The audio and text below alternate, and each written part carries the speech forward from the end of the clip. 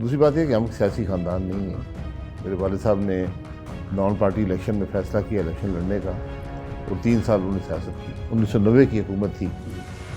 اگر وہ 5 سال پورے کر سکتی تو آج پاکستان ایک بہت مختلف اور ترقی یافتہ ملک ہوتا. رات کے اندھیرے میں ملک کا صدر جو ہے وہ اپنے دفتر میں بیٹھا ہوا ہے, استعفے اکٹھے کر رہا تھا. تو ہمیں تو یہ خوشی تھی کہ میاں صاحب کم از کم آپ نے بڑی جرت سے وہ بھی جیل کاٹ نہیں جیل کوٹ کٹ جاتی ہے. جیل میں کوئی ضرورت والی بات نہیں ہوتی ہے, گزر جاتی ہے. مین ایکیوز میں تھا, میں پی آئی کا چیئرمین تھا. مجھ پہ الزام تھا کہ آپ نے ڈائیورٹ کیا جہاز کو, تو پھر اگر مجھے بری کر دیا تو میاں صاحب کو کیسے سزا دے دی. یہ آج کے حوالے سے میں اس کا ذکر کروں گا.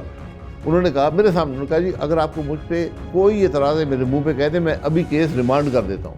بسم اللہ الرحمن الرحیم. میں ہوں طارق سمیر, ڈیلی ممتاز ڈیجیٹل کے ساتھ.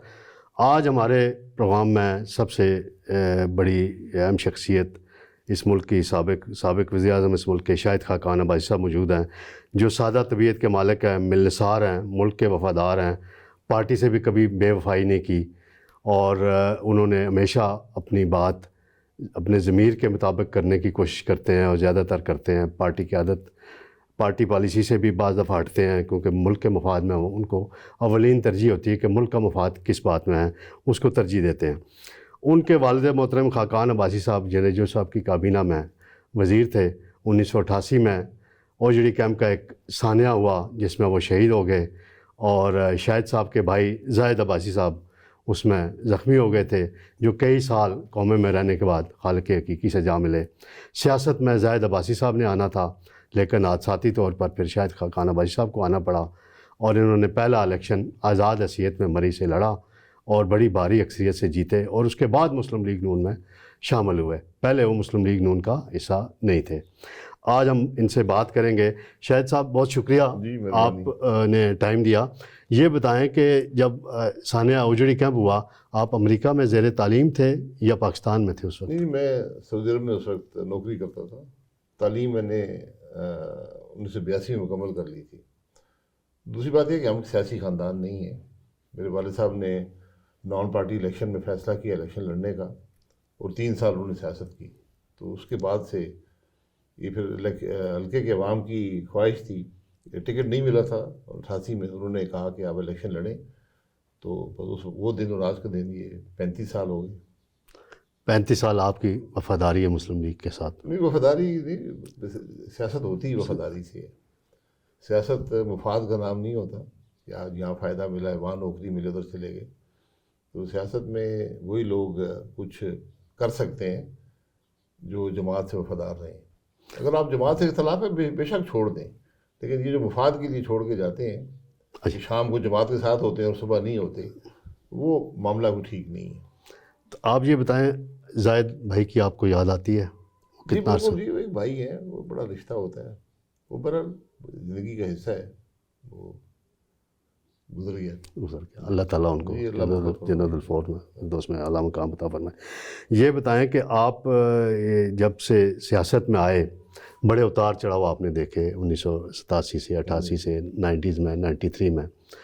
پہلے ایک سیاست تھی پیپلز پارٹی, اینٹی پیپلز پارٹی. اینٹی پیپلز پارٹی کو مسلم میاں نواز شریف صاحب لیڈ کر رہے تھے, اور ادھر بے نظیر بھٹو نے لیڈ کر رہی تھی.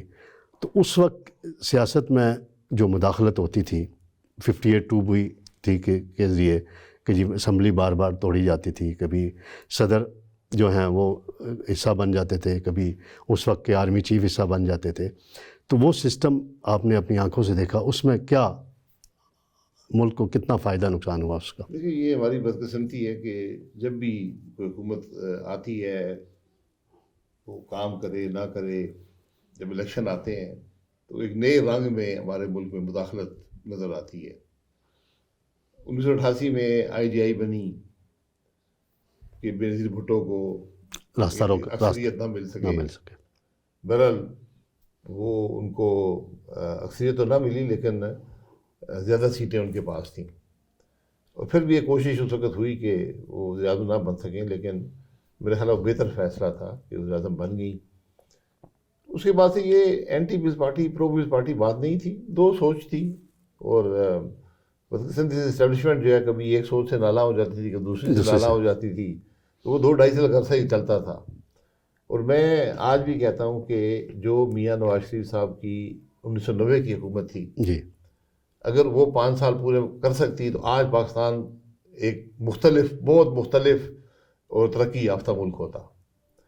تو یہ جو ہم نے خرابیاں پیدا کی ہیں، اور وہ خرابی پیدا کی اس وقت کے جو ہمارے ملک کے سب سے یعنی جس کو طاقتور آدمی یا جو سب سے زیادہ عہدوں پر یا تجربہ کار آدمی غلام اسحاق خان صاحب نے جو صدر تھے، اور اللہ ان کو مغفرت فرمائے، انہوں نے جو خرابی پیدا کی وہ آج تک ہم سب بھگت رہے ہیں. اور وہ میں نے خود اس وقت دیکھا کہ کیا کیا تماشے وہاں پر ہوئے کہ رات کے اندھیرے میں ملک کا صدر جو ہے وہ اسمبلی توڑ دیتا تھا. اپنے دفتر میں نہیں، دفتر میں بیٹھا ہوا ہے، استعفے اکٹھے کر رہا تھا، ایم این ایز کے استعفے، ایم این اے وزیروں کے استعفے بلا کے وہ کہتے تھے کہ یہ آپ کا استعفیٰ اس پہ سائن کر دیں خود. تو اس میں مجھے یاد آیا کہ ہمارے ایک دوست ہیں اعجاز الحق صاحب، جی، وہ انہوں نے بھی استعفیٰ دے دیا تھا غلام اسحاق خان کو، کابینہ کی اکثریت نے استعفیٰ دے دیا تھا، اور پھر ان کی والدہ محترمہ نے ان کو منع کیا تو وہ وہاں سے غائب ہو گئے. کیا یہ واقعہ آپ کے علم میں؟ مجھے اس بات کا علم نہیں ہے، لیکن مجھے یہ علم ہے کہ اکثریت نے، بلکہ میں سمجھوں گا کہ بہت کم کابینہ کے ممبران تھے جنہوں نے نہیں دیا تھا، کیونکہ ماحول ہی ایسا پیدا کیا گیا. اور غلام اسحاق صاحب نے لسٹ بھی دکھائی، انہوں نے کہا دیکھیں آپ کی کیا حیثیت ہے، یہ دیکھیں اتنے لوگ آپ تو کل کے ممبر بنے، یہ جو پرانے سیاستدان ہیں جو کابینہ کے ممبران ہیں وہ بھی استعفیٰ دے کے چلیں گے. تو آپ کو بلا کے کیا آفر کی انہوں نے کہ استعفیٰ دیں؟ تو کیا انہوں نے کہا جی یہ کاغذ ہے آپ سائن کر دیں. میں دیکھا تو استعفیٰ تھا، میں کہا جی میں استعفیٰ نہیں دے سکتا ہوں. اچھا، یعنی ٹائپ کرا کے رکھے ہوئے تھے؟ جی جی جی جی، کسی نام نیچے سگنیچر سائن کرنا ہے رات کے 2:30 بجے. یعنی جیسے ہوتا تھا اسکول کالج میں ہم اپنی چھٹی کی درخواست دینے تھے، ٹائپ کرا لیتے دوست کہ یار یہ سائن کر. مجھے آپ نے ممبر نہیں بنایا، ووٹوں سے بنا ہوں، تو یہ میں استعفے سائن نہیں کر سکتا. وہ بڑے غصے میں بھی آ گئے، بڑے ناراض بھی ہوئے. اور بہرحال وہ ان کا کیا مسئلہ کیا تھا؟ کیونکہ ملک اس وقت ترقی کر رہا تھا، میاں نواز شریف صاحب نے موٹر وے کا سنگ بنیاد رکھا، اکانومی ایک ٹریک پہ چلی. پاکستان پورے ایشیا میں جو ملک تھے سوائے میرا خیال ہے اس وقت کوریا اور جاپان کو چھوڑ کر، پاکستان پہلا ملک تھا، Korea, Japan, Indonesia, Singapore, Pakistan پہلا ملک تھا جس نے اکانومی کو لبرلائز کیا، اوپن اپ کیا، مارکیٹ بیسڈ کیا، پرائیویٹائزیشن شروع کی. دنیا میں پہلی پرائیویٹائزیشن کسی جو ترقی پذیر ملک تھے اس کے اندر پرائیویٹائزیشن ہوئی اور کامیاب ہوئی. تو برابر ان کے ایک تو اپنی سوچ اس کے خلاف تھی، ایک تو یہ اختلاف تھا کہ یہ پرائیویٹائزیشن وغیرہ نہیں ہونی چاہیے، مارکیٹ بیسڈ اکانومی کے وہ خلاف تھے، سینٹرلائز اکانومی کے حق میں تھے. اور دوسرا ان کا ایک ذاتی اختلاف تھا کہ مطلب طاقت میرے پاس ہونی چاہیے. یعنی ان کی مرضی کے بغیر نواز شریف وزیر اعظم بنے تھے. غلام مصطفیٰ جتوئی کا نام تھا، جنرل امید گل اپنے انٹرویوز میں اکثر کہتے ہیں کہ اس وقت نواز شریف ہمارے ہاتھ سے نکل گئے جب انہوں نے خود وزیر اعظم بن گئے، ہم تو غلام مصطفیٰ جتوئی کو بنانا چاہتے تھے. یار مجھے اس بات نہیں، میرا نہیں خیال ہے یہ بات درست ہے، کیونکہ جب 90 میں بنے ہیں میاں صاحب تو اس سے پہلے جو انٹرم گورنمنٹ تھی اس میں جتوئی صاحب پرائم منسٹر تھے انٹرم گورنمنٹ میں. تو اور اس وقت انٹرم گورنمنٹ میں آپ رہ کر بھی الیکشن لڑ سکتے تھے. بالکل، اسی لیے میں یہ بات کر رہا ہوں. جتوئی صاحب نے ایک میٹنگ بلائی اپنے گھر میں. جی جی، جب الیکشن ہو گئے تھے، آپ کے پڑوس میں جب الیکشن ہو گئے تھے، نہیں پی ایم ہاؤس، سندھ ہاؤس میں جی جی. تو ایز اے پرائم منسٹر انہوں نے میٹنگ بلائی ایم این ایز کی، اور کوئی بھی نہیں آیا. یعنی یہ وہی عمل ہوا جب آپ کوئٹہ گئے 2017 میں؟ نہیں، وہ اور چیز ہے اسی طرح یہاں پر. اور میں گیا، ہاں میں گیا، میرے ان سے ایک ذاتی تعلقات تھے، میرے ہمسائے بھی تھے. جی ہاں. تو میں اور میرے والد صاحب کی ان سے دوستی بھی تھی. جی بالکل. تو میں گیا اور میں نے ان سے کہا میں جتوئی صاحب کہ آپ کو ممبران ووٹ نہیں دیں گے، اکثریت کا یہ خیال ہے کہ میاں صاحب کو وزیر اعظم ہونا چاہیے. وہ تو برابر وہ ان کا اپنا ایک طریقہ کار تھا، بہت تحمل سے وہ بات سنتے تھے، بہت دھیما مزاج تھا، بڑی عزت دیتے تھے آپ کو. تو انہوں نے کہا کہ میں انہوں نے مزید اس بات کو آگے بڑھایا نہیں. یعنی کہ آپ نے جو صحیح مشورہ دیا انہوں نے فوراً میرے مشورے میں نہیں یا آپ نے میں نے ان سے بات رائے کی. دی، وہاں کوئی آیا ہی نہیں. کوئی آیا ہی نہیں. یعنی سندھ سے بھی کوئی نہیں آیا تھا؟ نہیں مجھے علم نہیں ہے، لیکن جس میٹنگ میں مجھے بلایا گیا اس میں کوئی اور ایم این اے نہیں آیا.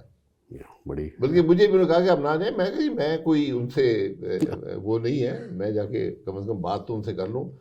ان کے ایک ایسے پی ایم تھے جو میرے حلقے بھی تھے، ان سے عزیز داری بھی تھی، تو انہوں نے مجھے کہا تو میں کہا ٹھیک ہے، مجھے کوئی اعتراض نہیں ہے.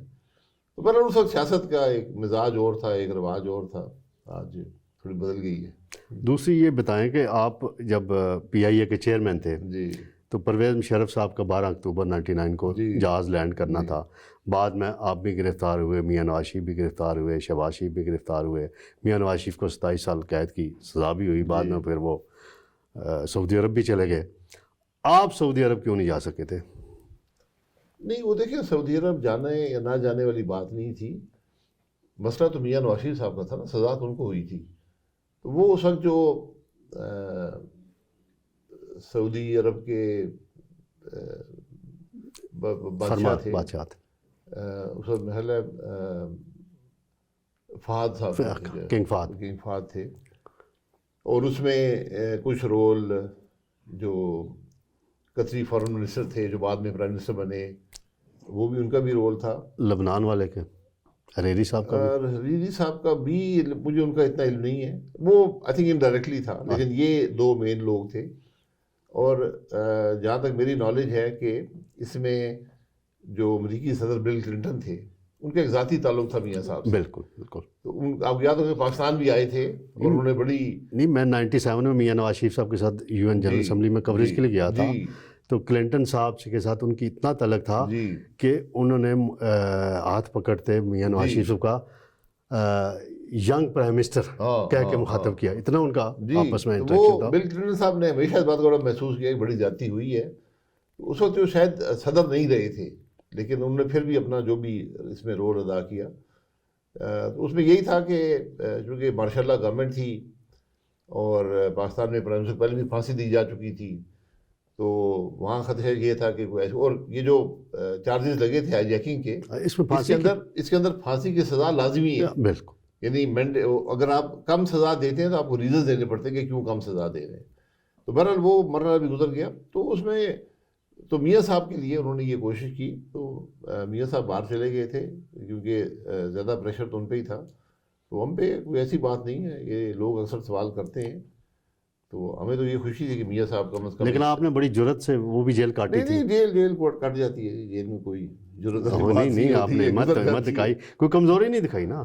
کوئی آپ نے این آر او نہیں کیا. نہیں، این آر او کس بات. وہ بہرحال لوگ آتے تھے. اور میں وہاں غوث علی شاہ صاحب کو ذکر کروں گا جنہوں نے بڑی سب سے زیادہ دلیری سے اگر جیل کاٹی ہے تو غوث علی شاہ صاحب نے کاٹی ہے. اور مجھے بھی پتا کہ ان کو آخر میں کیا آفر ہوئی تھی جو انہوں نے ریفیوز کر دی، اور اس کے بعد ان کو جیل سے اٹھا کر پھر نیب کے سیل میں ڈال دیا گیا تھا. تو بہرحال وہ یہ سب باتیں تاریخ کا حصہ ہیں. نہیں، میں کراچی جاتا رہا ہوں. جب میاں نواز شریف صاحب کو عدالت میں پیش کرتے تھے، میں کوریج کے لیے جاتا رہا ہوں. تو میں آپ کو بھی ملنے کی ایک دو مرتبہ کوشش کی، لیکن جیل انتظامیہ نے ہمیں الاؤ نہیں کیا. تو غوث علی شاہ صاحب کا بڑا کردار تھا. ان پہ بھی یہ الزام تھا کہ جی وہ گرفتار کرنا چاہ رہے تھے پرویز مشرف کو. وہ الزام تو سارے ایسے جھوٹے ہی تھے. وہ تو ایک انہوں نے مقدمہ بنانا تھا کہ کوئی جسٹیفیکیشن مل سکے اس ٹیک اوور کی. وہ تو کورٹ میں مطلب مین ایکیوز میں تھا، میں پی آئی اے کا چیئرمین تھا. مجھ پہ الزام تھا کہ آپ نے ڈائیورٹ کیا جہاز کو. تو پھر اگر مجھے بری کر دیا تو میاں صاحب کو کیسے سزا دے دی. اور وہ رحم حسین جعفری صاحب جو تھے بہت دلیر جج تھے اور انہوں نے بہت ریزسٹ کیا. اور آپ وہ ججمنٹ دیکھیں جس طرح وہ لکھائی گئی، یعنی اس جج میں اور آج کل کے ججز ثاقب نثار میں بڑا زمین آسمان. حالانکہ وہ سیشن جج تھے اس وقت. جی اس وقت وہ اسپیشل کورٹ کے جج تھے، پھر ہائی کورٹ کے بنے، پھر سپریم کورٹ میں بھی آئے. یہاں میرے خیال ہے ان سے ایک غلطی ہوئی، مجھے اگر صحیح طرح یاد ہے کہ وہ این آر او کے پی سی او کے تحت وہ لے لیا تھا اوتھ. اس کی کیا وجوہات تھی وہی بتا سکتے ہیں، لیکن بہت کریکٹر والے اور قابل اور دلیر جج تھے. وہ کورٹ چلاتے تھے, میں نے کبھی کسی کو نہیں دیکھا. مجھے سر شاید خواب صاحب یاد آ رہا ہے کہ میں بھی اس وقت اس کورٹ میں موجود تھا. جی. آپ کی سسٹر سعدیہ عباسی بھی وہاں موجود تھیں اور بھی شخصیات موجود تھی جب وہ سزا سنائی گئی میاں نواز شریف صاحب کو. تو وہاں میاں صاحب نے یہ کہا کہ جی میں نے پریس ٹاک کرنی ہے. جی.